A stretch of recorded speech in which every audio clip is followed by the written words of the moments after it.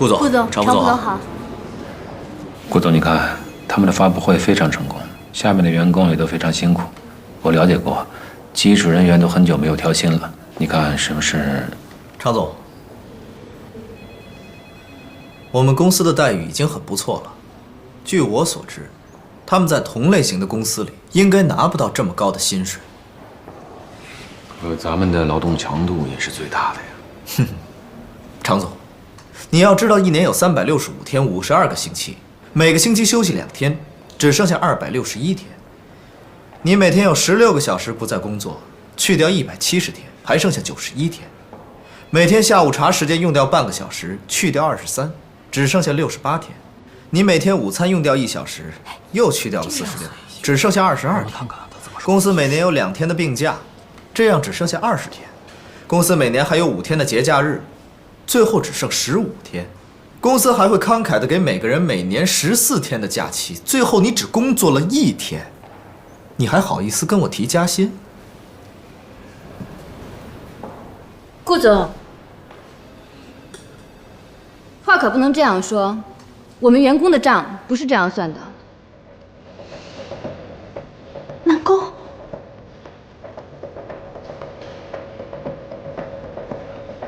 你是谁呀？公司新进的员工叫南宫琉璃。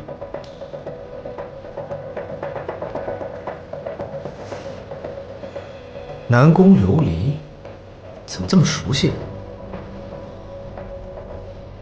好，你来说说应该怎么算。公司每天8点半上班，我们8点钟就要出门，这段时间应该算我们为公司工作的时间，但并没有人给我们钱。公司每天下午5点半下班，我们最快6点钟到家，这段时间也没有人给我们钱。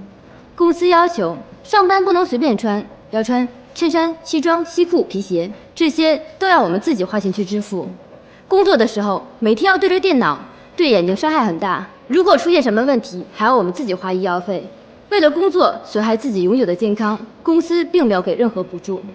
工作强度大，工作时间长，每天腰酸背痛，我们还要自己花钱去按摩、买药膏，公司也没有给补助。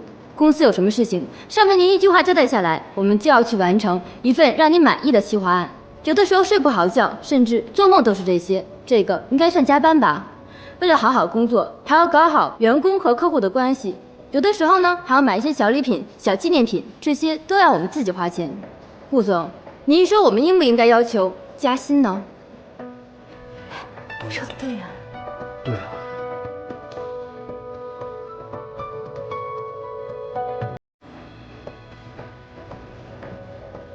南宫，怎么跟顾总说话呢？顾总，新来的，别跟他一般见识。裙子不错。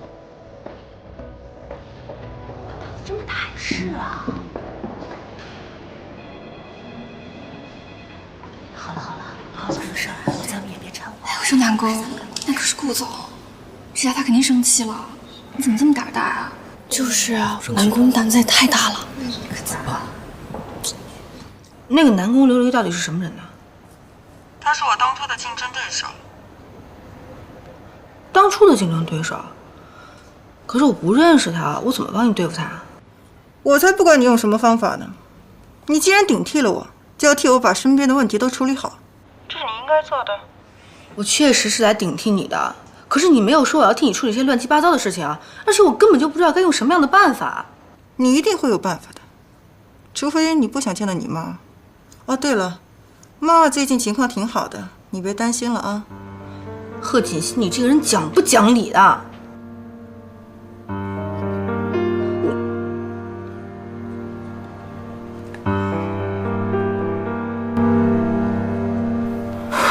怎么办呢？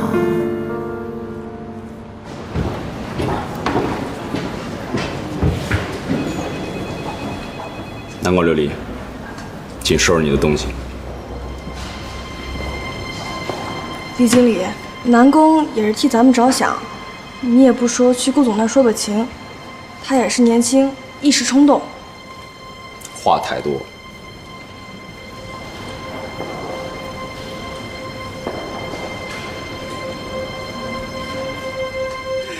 你们这是干什么呀？啊？刚才顾总下了调令，从明天开始，你就是他特别助理了。